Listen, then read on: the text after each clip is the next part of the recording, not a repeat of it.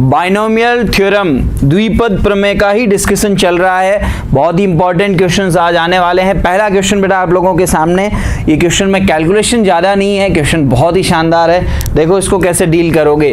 Late, देखो बेटा इस क्वेश्चन में क्या दे रखा है, यहाँ पे मीडियम की कोई प्रॉब्लम आपको नहीं आएगी। x प्लस 10 की घात 50 है, x माइनस 10 की घात भी 50 है, और इसको अपन ऐसे लिख रहे हैं। फिर वो आपसे पूछ रहा है A2 अपॉन A0 का रेशियो कितना होगा। A2 अपॉन A0 का रेशियो कितना होगा। ये A0 है, ये A1 है जिसके साथ x आ रहा है, ये A2 है जिसके साथ x स्क्वायर आ रहा है। तो यहाँ पे आप देखो a plus b, a minus b, और पावर सेम है, पावर सेम है। तो मैं आपको एक रिवीजन बताता हूं जो अपन ने फर्स्ट या सेकंड लेक्चर में देखा था। अगर a प्लस बी की पावर n हो और इसका सम करा रहे हैं a माइनस बी की पावर n में, तो आपको पता है क्या बचेगा, 2 टाइम्स ऑफ nc0, और उसके साथ a की पावर भी आएगी n और b की पावर 0, और इसके अलावा कौन सा टर्म बचेगा, nc2। 1 वाला कहाँ जाएगा सर, यहाँ से नेगेटिव आएगा, यहाँ से पॉजिटिव आएगा, वो कैंसिल हो जाएगा। ये बचेगा a की पावर n माइनस 2, b की पावर 2। अगला टर्म होगा nc4, 3 वाला और कट जाएगा बेटा। ये चीज बताई हुई है फर्स्ट या सेकंड लेक्चर। बिल्कुल बेटा, ऑड वाले सारे कट जाएंगे, n माइनस 4, b की power 4 and so on. Even वाले सारे टर्म्स बनेंगे। और अब आप इस क्वेश्चन में कंपेयर करो। इसको आई थिंक उसने नाम दिया है कोफिशिएंट को A0, और साथ में ये तो चल ही रहा है, ठीक है। उसके बाद अगला कोफिशिएंट है A1x। अब मुझे बताओ, मैं सिंपली यहाँ से एक छोटा सवाल पूछता हूँ, मैं पूछता हूँ A1 का वैल्यू कितना होगा, आप बता सकते हो। A1 मतलब कौन है, A1 कोफिशिएंट है x की पावर 1 का। क्या मुझे बताओ यहाँ x की पावर 1 बचेगी क्या, नहीं, तो उसका सिंपली वैल्यू 0 हो जाएगा। तो पहले तो ये चीज़ थी, ये इसका बेसिक था, तो उसका मैं एक बार आपको आइडिया देना चाहता था। फिर आते हैं इस क्वेश्चन पे। ये आइडिया है इस चीज़ का बेटा, जब इसको आप एक्सपेंड करोगे, इसको आप एक्सपेंड करोगे, तो जो इवन आता है r का वैल्यू वो कट जाएगा, क्योंकि ये माइनस का है, ये प्लस का है। इसमें nc1 nc3 ये सब माइनस में आते हैं। चलो भाई, इसका अगर आपको आइडिया है तो अब इस क्वेश्चन को डील कैसे किया जाएगा। और यहाँ पे मैंने एक और चीज़ ऑब्जर्व की, अगर मैं इसको डायरेक्टली खोलता हूँ तो सबसे पहले आएगा x की घात 50, आएगा कि नहीं आएगा, ठीक है। तो मैं इसको ऐसे लिख रहा हूँ, इसको मैं ऐसे लिख रहा हूँ 10 प्लस x की पावर 50। मुझे एक बात बताओ, a प्लस बी का स्क्वायर और b प्लस a का स्क्वायर सेम होता है, ठीक है, बिल्कुल सेम होता है बेटा। और इसको मैं ऐसे लिख रहा हूँ 10 माइनस एक्स की पावर 50। सर नेगेटिव में भी सेम होता है, दोनों के साइन चेंज। नेगेटिव में कब सेम होता है, जब घात सम संख्या हो, पावर इवन हो। a माइनस बी का स्क्वायर और b माइनस ए का स्क्वायर सेम होगा, लेकिन क्यूब में वो सेम नहीं होगा बेटा। बात समझ में आ रही है, माइनस कॉमन लिया तो -1 की पावर 3 नेगेटिव बाहर आ जाए, ठीक है। लेकिन यहाँ तो पावर कितनी है बेटा, 50 है, इसलिए ये चीज सेम लिख सकते हैं। ऐसा मैं क्यों लिख रहा हूँ, क्योंकि मैं अब इसको एक्सपेंड करूंगा और इसको ऐसे लिखूंगा। देखना बेटा कंडीशन को, सबसे पहले आएगा 50c0, और यहाँ पे ये जो 10 है इसकी पावर आएगी, 10 की पावर इसमें कितनी आएगी बेटा, ये आएगी 50। x की वह पावर यहाँ पे 0 है ही नहीं। अगला टर्म होगा, ये ट्वाइस होगा, दोनों को सॉल्व होके लिख रहा है, प्रॉपर्टी समझ में आ रही है। अगला टर्म होगा 50c2, और यहाँ पे 10 की पावर कितनी आएगी 48, और x की पावर कितनी आएगी 2, और यहाँ पे बाकी बहुत सारी टर्म्स आने वाली है, लेकिन जिससे मुझे कोई मतलब ही नहीं है। इसलिए मैंने बोला कि यहाँ पे अगर a1 का वैल्यू पूछता तो आप सिंपली कितना बताते, 0, क्योंकि x की पावर 1 तो कभी मिलेगा ही नहीं। x की पावर 0 मिलेगी, फिर 2 मिलेगी, फिर 4 मिलेगी, फिर 6 मिलेगी, क्योंकि इवन वाला ही बच रहा है, ऑड वाले कट रहे, ठीक है। अब आप कंपेयर करो बेटा, क्या ये आपको A2 नहीं दिख रहा है, yes, आप कंपेयर करो, क्या आपको A0 नहीं दिख रहा है ये। अब इस क्वेश्चन में वो क्या पूछ रहा है, A2 बाय A0 का रेशियो बताओ। A2 का वैल्यू तो वो है 50c2 10 की पावर 48, और यहाँ पे A0 का वैल्यू है 50c0 10 की पावर 50। अब आप यहाँ पे देखो, यहाँ पे डिवाइड में क्या बचेगा 100। अच्छा 50c0 कितना होता है 1, बहुत बढ़िया, nc0 1 होता है। और 50c2 को अपन ओपन कर लेते हैं, बहुत बड़ी बात नहीं है, ये 50 इंटू 49 डिवाइड बाई 2 होता है। एनसीआर को ओपन किया तो ये हो गया 50 इंटू 49 डिवाइडेड बाई 2। और अब आप देखो ये 1 टाइम्स ये 2 टाइम्स, तो बेटा आपको यहाँ पे 49 में किससे डिवाइड करना पड़ रहा है बेटा? 4 से। कितनी बार जाएगा बेटा? 1 बार, 2 बार, फिर 1 बचेगा तो उसमें जाएगा 2, 12.25। कौन सा ऑप्शन इसका करेक्ट हो जाएगा बेटा? सी। ठीक है, तो बहुत ही सिंपल क्वेश्चन है, इसको डील करो। किसी भी स्टूडेंट के कोई प्रॉब्लम है तो मुझे यहाँ पे बताओ। ठीक है, तो इसका करेक्ट ऑप्शन सी हो जाएगा बेटा। लिखो इसको।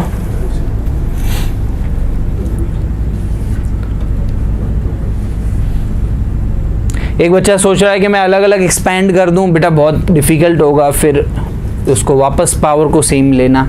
इसकी बजाय आपको a प्लस बी की power n plus a minus b की पावर n और a प्लस बी की पावर n माइनस वाला भी मैंने बता रखा है। उसमें कौन से बचते हैं? ट्वाइस ऑफ ऑड वाले, जो r के वैल्यूज ऑड आते हैं, विषम आते हैं, वो बच जाते हैं।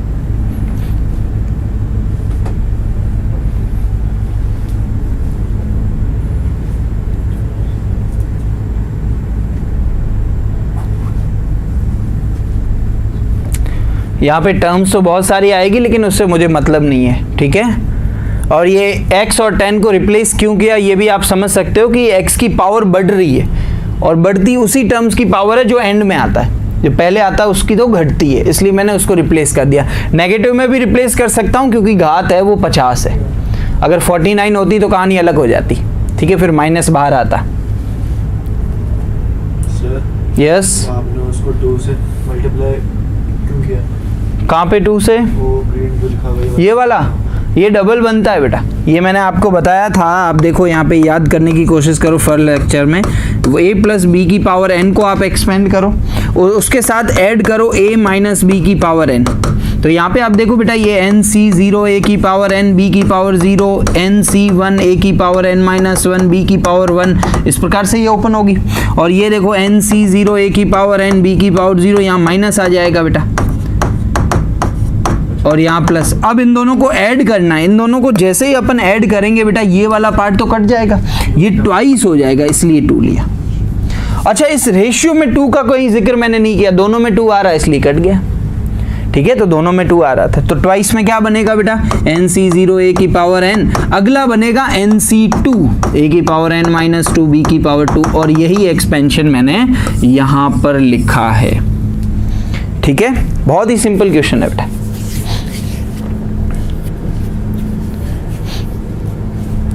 अब बेसिक देखो, अगर ये माइनस होता, ये भी मैं बोल रहा हूँ माइनस होता, तो फिर ये इवन वाले कट जाते और ये ऑड वाले ट्वाइस बनते। ये भी ट्वाइस होता है, यहाँ पे भी 2 आता है। आगे बढ़े, चलो भाई नेक्स्ट पार्ट की ओर बढ़ते हैं। नेक्स्ट क्वेश्चन जो है वो आप लोगों के सामने ये रहा। बताओ इस क्वेश्चन का सही जवाब क्या होने वाला है? यहां पर ये लिखा गया है the positive integer just greater that number. ये एक नंबर है 1 10 प्लस 0.0001।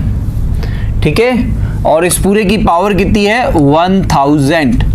ठीक है, इससे बड़ा इंटीजर में समझते हो बेटा 1 2 पॉजिटिव इंटीजर की बात कर रहे हैं। इससे जस्ट बड़ा इंटीजर कौन सा होगा? 4 होगा, 5 होगा, 2 होगा या 3 होगा?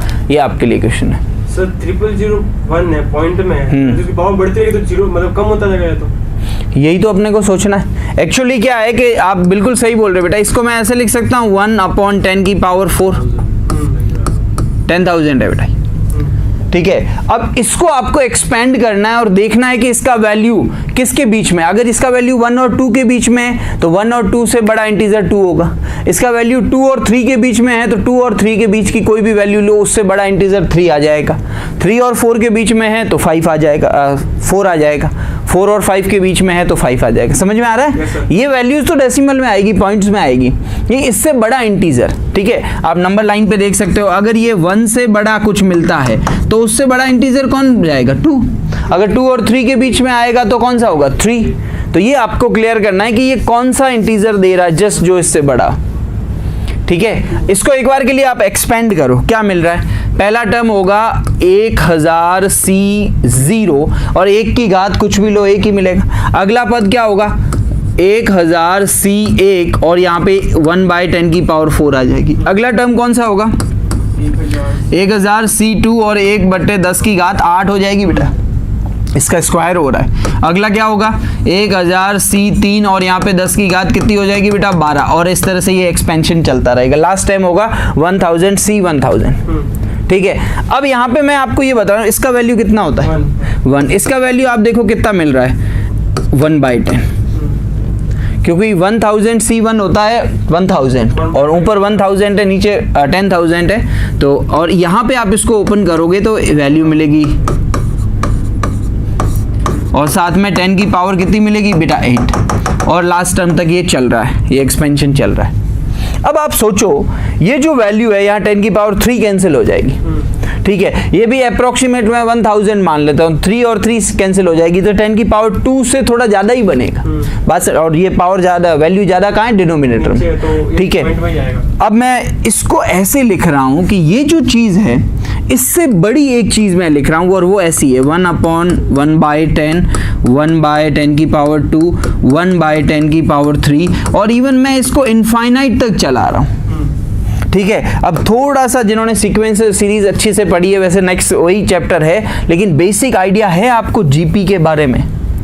ये एक ज्योमेट्रिकल प्रोग्रेशन है और इनफाइनाइट जीपी का एक फॉर्मूला होता है A1 - R। सबसे पहले तो मैं आपको बता दूं जीपी होता क्या है।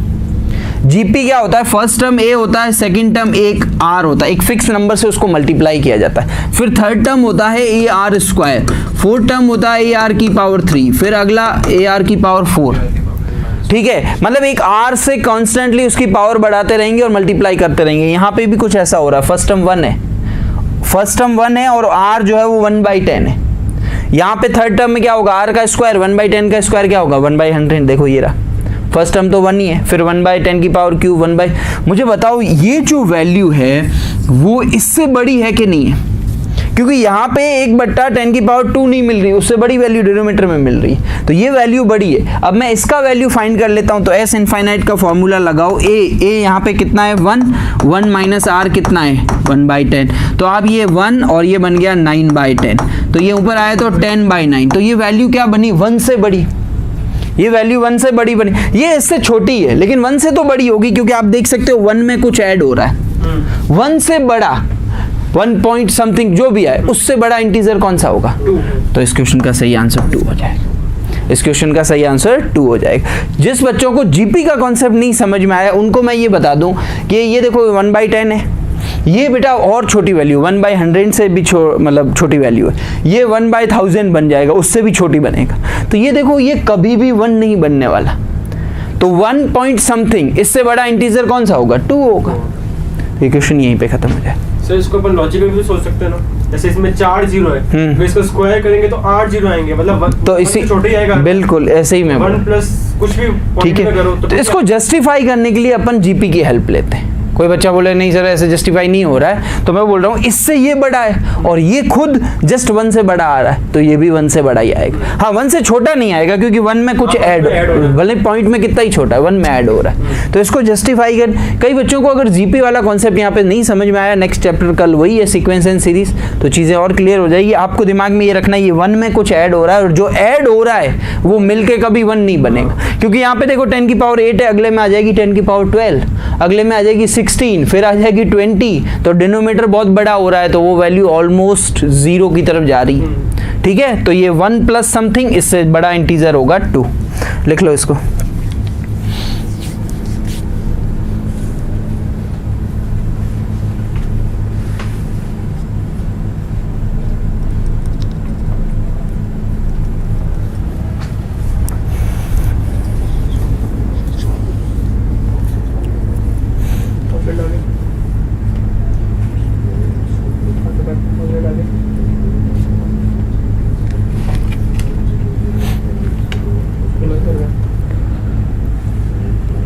नोट कर लो बेटा पहले इसको। आपकी चौपट बता देखो,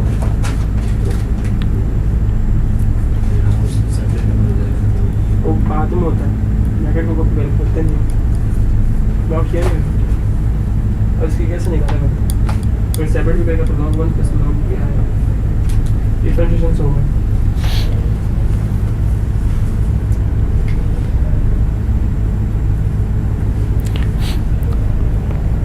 बहुत ही सिंपल है। 1 के प्लस में जो नंबर है वो बहुत ही छोटा नंबर है बेटा, ऑलमोस्ट, ठीक है। तो ये 1 प्लस ही आएगा, कभी भी 2 नहीं होने वाला।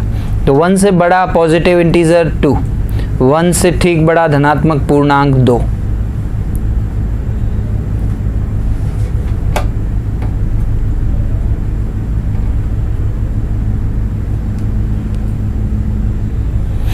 जस्टिफाई करने के लिए जीपी की हेल्प ली अपन ने, और जीपी वाला कॉन्सेप्ट और अच्छे से बेटा अपन पढ़ेंगे। तो वैसे वही तो बेसिक है, इनफाइनाइट टर्म्स ऑफ जीपी ये यूज़ होती है। यहाँ पे ये फॉर्मूला कब लगता है, जब आर का वैल्यू -1 और 1 के बीच में है। वो सारी बातें अपन करेंगे जीपी में। एक और फॉर्मूला होता है R-1, जब R1 से बड़ा हो या -1 से छोटा हो, तो वो बातें भी की जाएगी बेटा, उसकी टेंशन मत लो आप। आगे बढ़े, लिख लिया? ओके। नेक्स्ट जो पार्ट है वो आपके लिए ये, मैंने बोला था कि कोफिशिएंट की प्रॉपर्टीज़ पे मैं क्वेश्चंस लेके आऊँगा, क्योंकि यहाँ से क्वेश्चन बनते हैं बेटा, ठीक है। तो यहाँ पे मेरा हिंट यही है कि सिंपली इसको सॉल्व करो, एक बहुत ही इजी सीक्वेंस आपको मिलेगा और आप ऑप्शन टिक कर पाओगे, ठीक है। एनसीआर की कैलकुलेशन है, एक बार के लिए आप डायरेक्टली इसको यूज़ करो।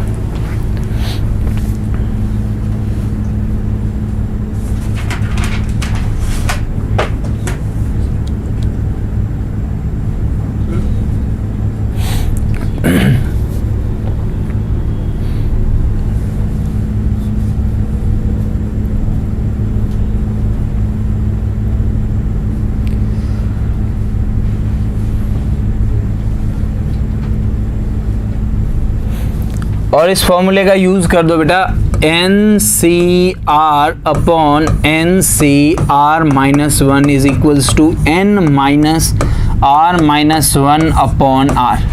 इस फॉर्मूले का यूज कर दो ताकि ज़्यादा लंबी कैलकुलेशन ना करनी पड़े। हर एक टर्म्स को सॉल्व करो, क्या मिल रहा है। आप देख लो ये फॉर्मूला हर जगह लग सकता है, ऊपर हायर है वैल्यू आर की, नीचे लो। जैसे यहाँ पे 1 है और ये 0 है, 2 और 1 है, 3 और 2 है, ऊपर बाय डिफॉल्ट n है, ठीक है। तो इस प्रॉपर्टी से यूज करके देखो हर टर्म्स का वैल्यू क्या मिल रहा है। पहले 3 टर्म्स खोल दो और लास्ट टर्म खोल दो। कौन सा ऑप्शन बेटर करा?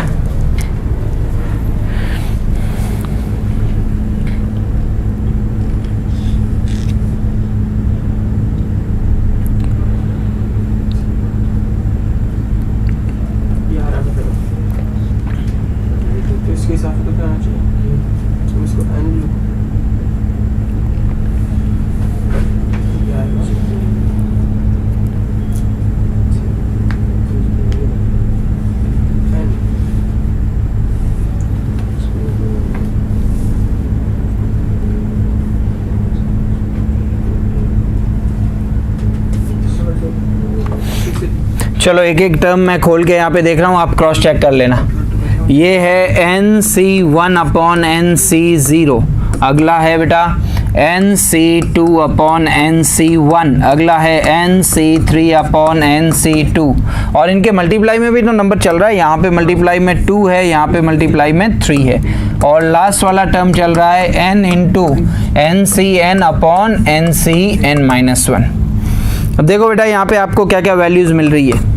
NC1 इसकी वैल्यू तो डायरेक्टली बच्चों को पता होती है, n होती है, और NC0 1 होता है, 2 इंटू। अब यहाँ पे ये प्रॉपर्टी लगा दो तो ये देखो n माइनस R-1, R-1 करेंगे तो R यहाँ पे R-1 कितना है, यहाँ पे 1 है, और डिवाइड में कितना आएगा R-1 मतलब ये वैल्यू, ठीक है। और डिवाइड में कितना आएगा बेटा 2, 2 से 2 कट जाएगा।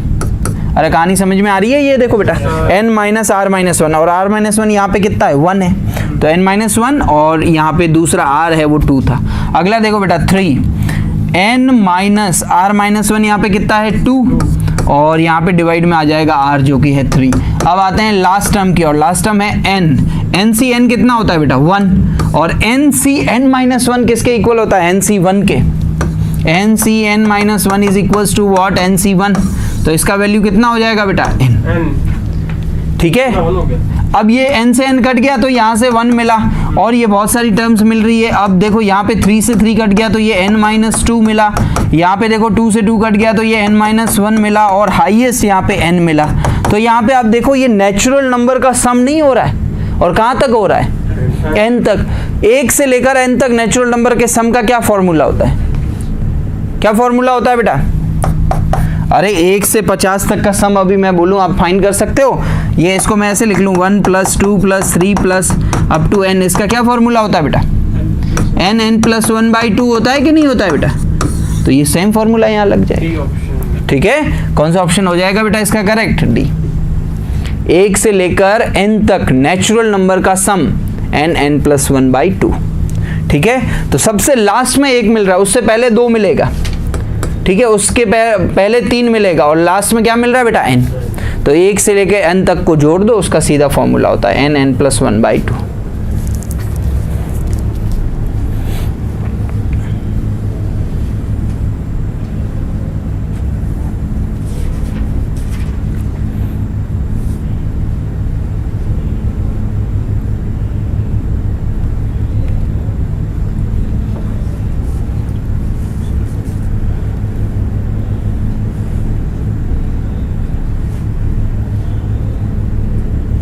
तीन फॉर्मूले बताए थे, स्क्वायर का सम भी बताया था और क्यूब का भी। n+1 2n+1/6 और क्यूब वाला होता है n+1 का होल स्क्वायर। ये जो वैल्यू मिल रही है इस पूरे का स्क्वायर कर दो, जब ये 1 cube 2 cube 3 cube plus n cube हो।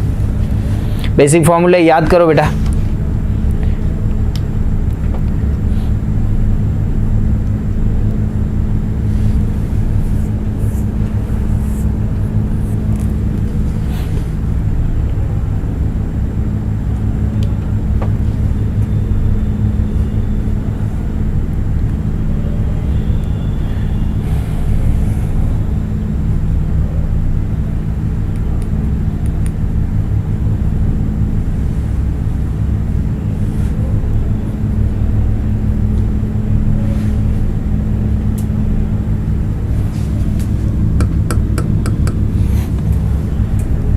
चले आगे।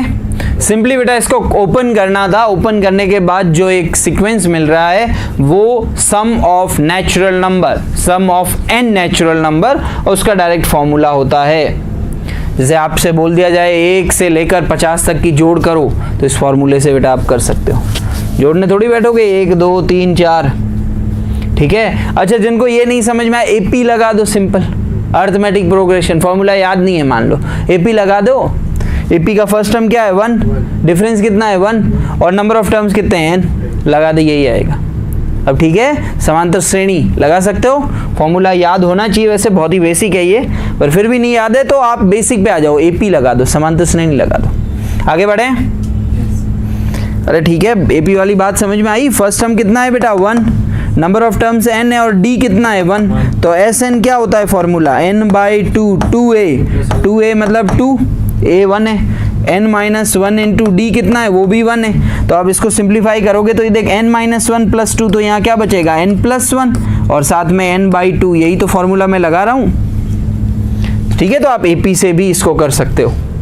हाँ भाई, अगला सवाल आप लोगों के सामने ये रहा, इसको कैसे डील करोगे बेटा? इस तरह के क्वेश्चंस पूछे गए हैं और मैंने आपको बताया है, मैं वापस बता देता हूँ, 1 + x⁴n का जो एक्सपेंशन होता है वो कुछ ऐसा होता है, c0 + c1x + c2x² + c3x⁴ और अप टू लास्ट टर्म होगा cnx⁴n। बाय डिफॉल्ट n ऊपर है इसके, ये चीज़ बताई थी।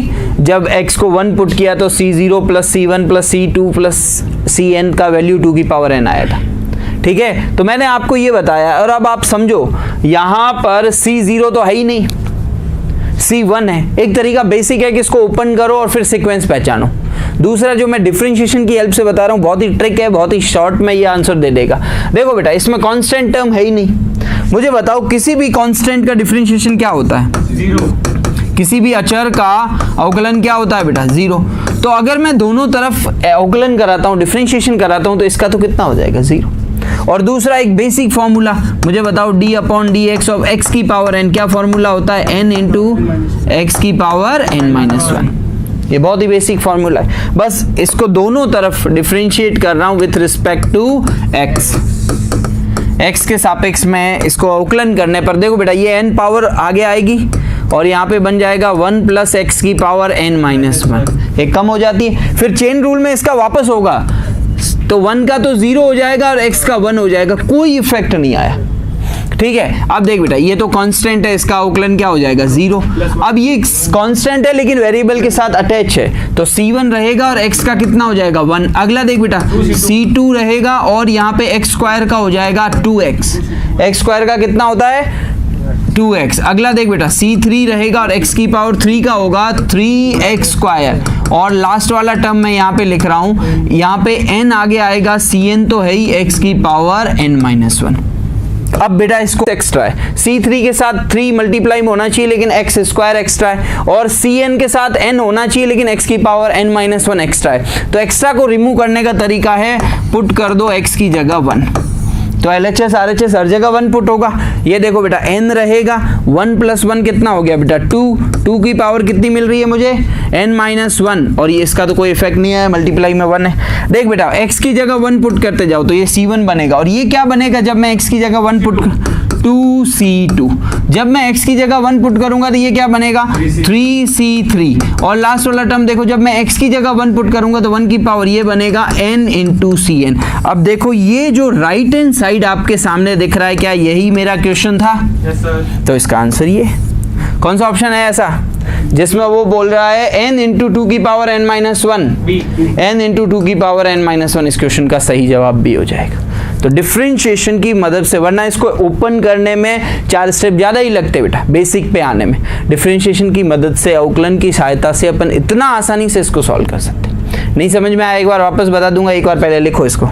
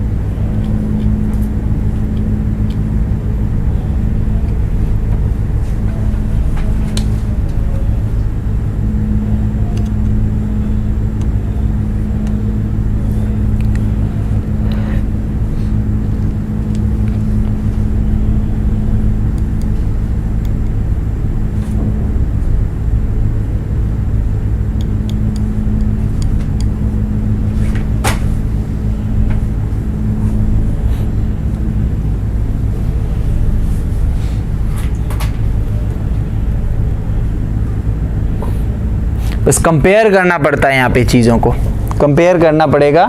ठीक है, जो अपने को क्वेश्चन दिया है वो अपने को बनाना पड़ेगा, ज़रूरी नहीं कि इतना इजी मिले। इसका नेक्स्ट जो पार्ट है वो थोड़ा और अच्छा है, फिर भी आप डिफरेंशिएशन वाला पार्ट एक बार वापस देख सकते हो। जैसे ही बेटा इसको किया, सबसे पहले पावर का होगा n आगे आएगा और उसकी पावर 1 कम हो जाएगी, फिर जो अंदर जो फंक्शन है, अंदर जो फलन है उसका किया जाएगा, तो 1 का सेपरेटली 0 होता है, अचर का x का 1 होता है। ठीक है, और यहाँ पे आप देखो c0 कांस्टेंट था इसलिए 0 हुआ, c1 कांस्टेंट है लेकिन उसके साथ x है और x का डिफरेंशिएशन 1 होता है, c2 कांस्टेंट है, x स्क्वायर का हो गया 2x।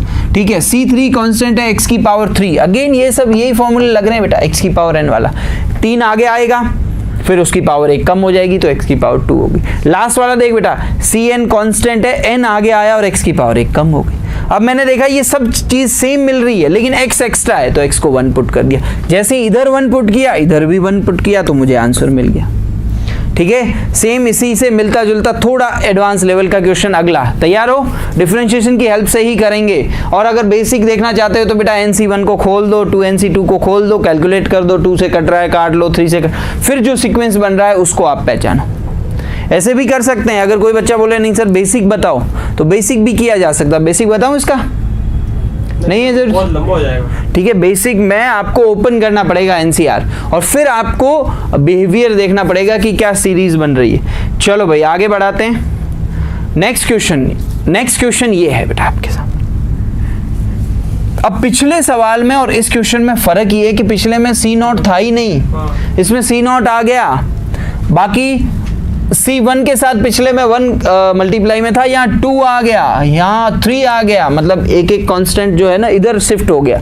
ठीक है, C नॉट भी जिंदा है यहाँ पे, और यहाँ पे n था पिछले क्वेश्चन में, अभी n+1 आ गया, n+1 आ गया। तो देखो बेटा 1 + x की पावर n को मैं वापस एक्सपेंड करता हूँ, जिसको आप सभी जानते हो, ऐसे लिखते हैं C0 + C1x + C2x² plus C3x की power 3 up to last term which is what CnX की पावर n। ये सारी चीजें पता है, ये चीज पता है ना बेटा, इसका एक्सपेंशन अपने को पता है। अब यहाँ पे देखो C नॉट रहना चाहिए। अब मैं अगर डायरेक्ट अवकलन करता हूँ, डायरेक्ट डिफरेंशिएशन करता हूँ, तो C नॉट तो कांस्टेंट है, वो गायब हो जाएगा।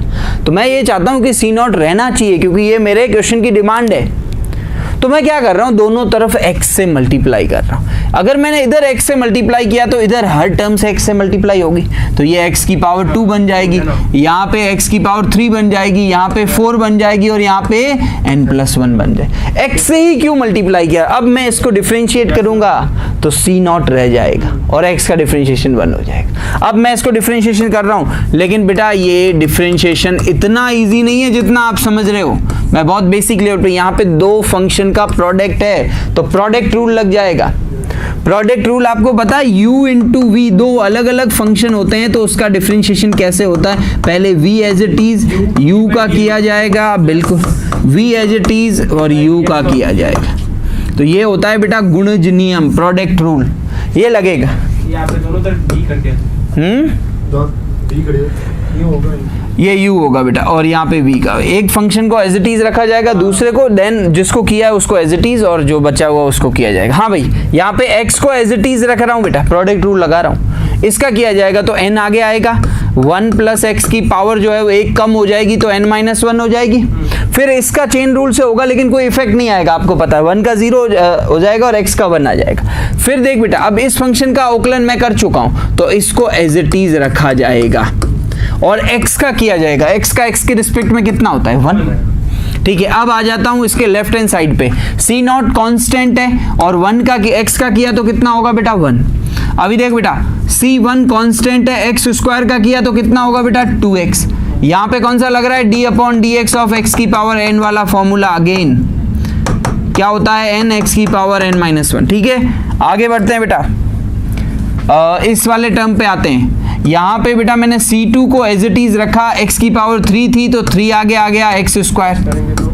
अगला देखो बेटा, C3 को एज इट इज रखा, 4 आगे आ गया x की पावर 3। और लास्ट वाला देखो बेटा, लास्ट वाले में Cn जैसा है वैसा है, n+1 आगे आएगा बेटा, कौन आगे आएगा, n+1, और x की पावर इससे 1 कम हो जाएगी, कम होके कितनी हो गई बेटा, x की पावर।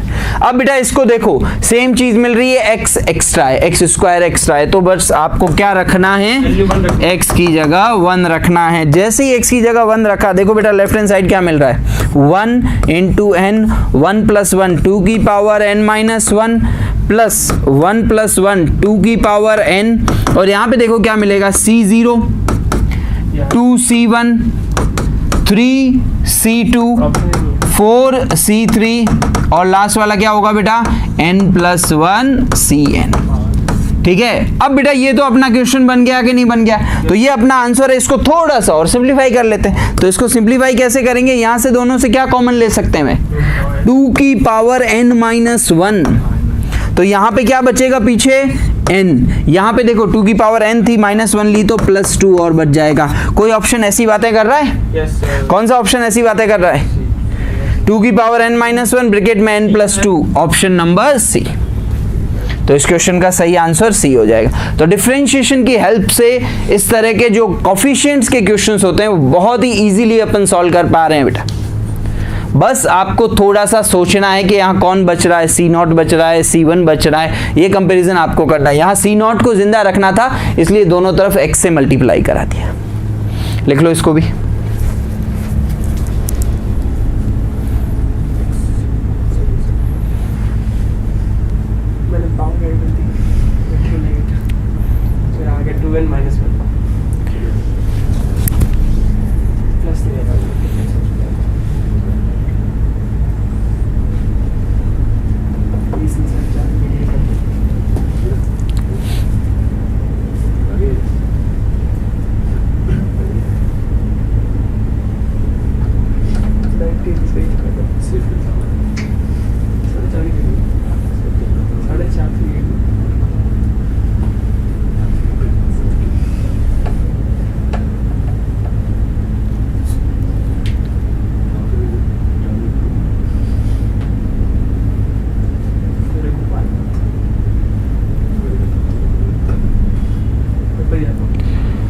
ठीक है, तो x से मल्टीप्लाई कराना यहाँ बहुत नेसेसरी था क्योंकि C0 रहना चाहिए। समझ में आ रही है चीज़ें? ठीक है, तो डिफरेंशिएशन भी यहाँ पे बेसिक आपको आइडिया हो गया, प्रोडक्ट रूल क्या है वैसे अपन पढ़ेंगे ये सारी चीज़ें। ठीक है, लेकिन बहुत एडवांस लेवल का डिफरेंशिएशन आपको करना आना चाहिए बेटा।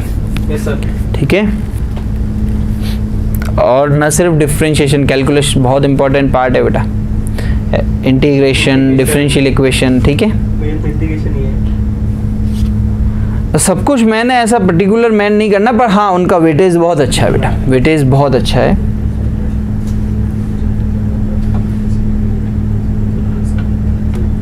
और ये प्रैक्टिस से ही आएगा, ऐसा नहीं है कि कोई बच्चा स्मार्टली, यहाँ पे हार्डवर्क चाहिए, कैलकुलस में तो स्पेशली चाहिए, सारे फॉर्मूले याद करने पड़ेंगे।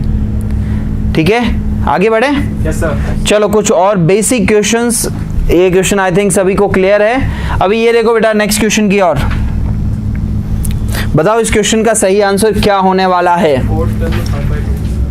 बेटा। ये बहुत ही बेसिक क्वेश्चन है, एक तरह से फर्स्ट जो बाइनोमियल एक्सपेंशन पे ही ये क्वेश्चन है। ax प्लस 1/x की पावर n का फोर्थ टर्म जो है उसके बारे में कुछ बातें बोल रहा है। क्या बोल रहा है? फोर्थ टर्म कितनी है? 5/2।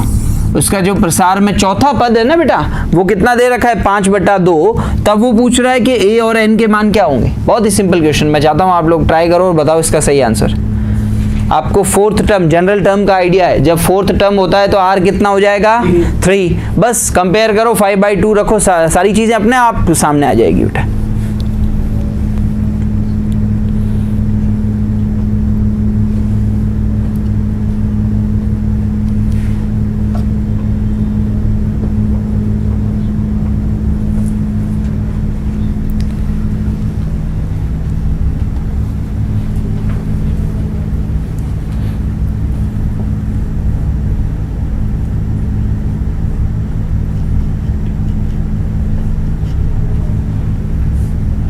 फोर्थ टर्म 5/2, चौथा पद 5/2।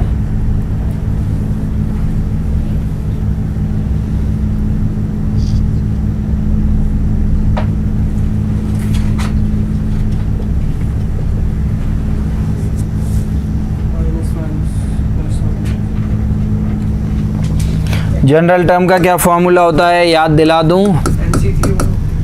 NCR a की पावर, यहाँ a कौन है? ax की पावर हो जाएगी n-r, और b कौन है? 1/x, उसकी पावर r। ठीक है, फोर्थ टर्म के लिए r को कितना बनना पड़ेगा बेटा? 3।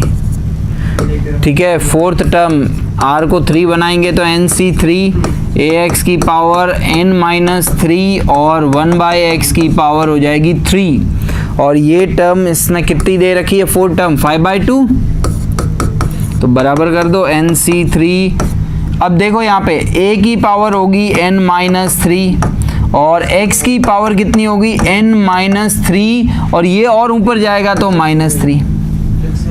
अब देख बेटा, ये टर्म जो है वो 5/2 दे रखी है, इसका मतलब इसमें x गायब है। गायब है कि नहीं है? और x गायब कब होगा? जब x की पावर 0 बनेगी। सोच के देखो, यहाँ पर चौथे पद में x तो है ही नहीं, कोफिशिएंट की बात नहीं कर रहा। कहीं लिखा है कोफिशिएंट या गुणांक? हिंदी में नहीं लिखा। उसने बोला चौथा पद 5/2 है। अरे भाई, चौथा पद अगर 5/2 है तो x की घात 0 आएगी, और x की घात 0 आने के लिए इसको 0 होना पड़ेगा। जैसे ही मैंने इसको 0 किया, मुझे बताओ n-6 = 0, n कितना आ गया? n का वैल्यू आ गया 6। साथ में मुझे ये भी बताओ कि a जो है वो उसका वैल्यू हो सकता है, a का वैल्यू होगा। ठीक है, लेकिन अब n मुझे मिल चुका है, तो यहाँ पे आप देखो 6c3 और a की पावर n की जगह 6 रखूंगा तो 6 - 3 कितना मिलेगा? 3। अब इसका वैल्यू इसके इक्वल है, तो इसको ओपन कर दो, उससे a का वैल्यू आ जाएगा। बहुत ही आसानी से a का वैल्यू आ जाएगा। देखो बेटा, 5/2 6c3 कितना होता है? 20। गुड। 6c3 कितना होता है बेटा? 20। कैसे? मैं यहाँ पे ओपन करके बता देता हूँ। ये 6 फैक्टोरियल, 3 फैक्टोरियल और 3 फैक्टोरियल, और ओपन करेंगे तो 6 × 5 × 4, 3 फैक्टोरियल से एक 3 फैक्टोरियल कट गया, 3 × 2, ये 6 से 6 कट गया, 20 मिला कि नहीं मिला? तो ये तो 20 है, साथ में a की पावर 3 है। अब देखो ये इससे कट गया कितनी टाइम्स? 4 टाइम्स, तो a की पावर 3 कितना हुआ? 1/8। कहाँ से आया? 4 × 2 = 8। अब 1/8 है a की पावर 3, तो a कितना होगा बेटा, a हो जाएगा 1/2, क्योंकि 1/2 का आप क्यूब करो 1/8 मिलता है। तो n का वैल्यू 6, पहले a का पूछ रहा है, a 1/2 n 6, कौन सा ऑप्शन इसका करेक्ट? Yes sir. बहुत ही बेसिक क्वेश्चन था ये बेटा, ठीक है। कंपैरिजन पे रहा, फोर्थ टर्म जो है वो प्योरली x से इंडिपेंडेंट है। x से इंडिपेंडेंट होने का मतलब x की पावर 0 होगी, वहीं से मुझे n मिला, और n मिलने के बाद कुछ था ही नहीं, कंपेयर किया, एक ही अननोन था, एक इक्वेशन थी, फाइंड कर ली। तो ये चीज आपका कॉमन सेंस आपको बताएगा कि यहाँ x की वैल्यू नहीं है, इट मीन्स x की पावर 0 है। तो यहाँ जितनी भी x की पावर है उसको इक्वल टू 0 कर दो, वहां से n मिल जाएगा। ठीक है, क्लियर है? Yes sir. ठीक है बेटा, तो आज की क्लास को अपन यहीं एंड करते हैं, कल फिर मिलते हैं एक नए टॉपिक के साथ। अपना ध्यान रखें, जय हिंद।